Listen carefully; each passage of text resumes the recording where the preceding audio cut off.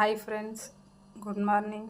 காலையில் வந்து லன்ச் பார்க்கலாமா, பசங்களுக்கு கொடுத்து அனுப்ப சாப்பாடு, அப்புறம் கீரை பொரியல் எல்லா வேலையும் முடிஞ்சிடுச்சுங்க. மதியத்துக்கு வந்துட்டு கத்திரிக்காயும் வேர்க்கடலையும் அரைச்சி ஊற்றினது காரக்குழம்பு. நாங்கள் நிறைய சாம்பார் எடுத்துக்க மாட்டோம், காரக்குழம்பு சாப்பிட்டு பழக்கம்.